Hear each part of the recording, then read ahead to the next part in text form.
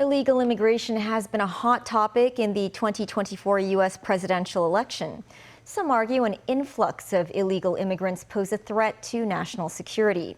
However, others claim tough deportation policies, such as those endorsed by Republican presidential candidate Donald Trump, are not actually enforceable. Danny Cho has the story. For many asylum seekers who have just arrived in New York City, this is their first stop, a former school that has been converted into an asylum center.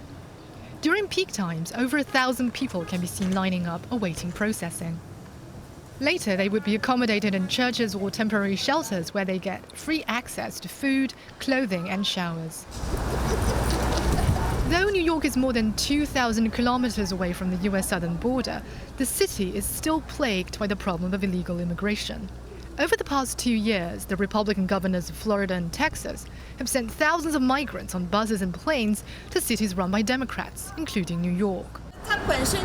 Brooklyn City Council member Susan Zhuang said many residents have lodged complaints about the rising number of illegal immigrants, which they say has led to a deterioration of hygiene and security in the area.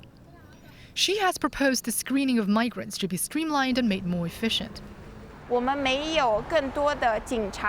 Zhuang mentions the local health bureau is too understaffed to collect excess litter, and the crime rate in the area has risen amid a shortage of police officers.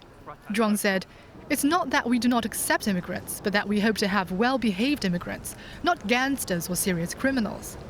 Around 870 million illegal immigrants have flocked to the US in the past 3 years. Over 82% of them were from Mexico. Carlos entered the United States illegally from El Salvador 20 years ago to seek better living conditions. Now working at a car dealership, he pays taxes on his earnings, but is not entitled to Medicare benefits. Carlos said undocumented migrants like him mostly fill the jobs that many US citizens do not want. As for Republican nominee Donald Trump's proposal for mass deportation of illegal immigrants, Carlos viewed it as blatant racism, arguing it is impossible to enforce. He just like to see white people next to him, that's it. Immigrant people, they still is gonna cross the border. It doesn't matter what they wanna do. It doesn't matter how many walls they wanna build. There is no opportunity. So that's why they need to cross the border.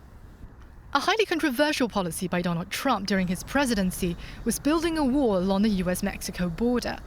The project came to a halt after Joe Biden assumed office in 2021, in line with mainstream public opinion. Yet, recent polls showed a shift in attitude towards the policy. Over half of those surveyed are now in favor of building the wall. Danny Cho, TVB News.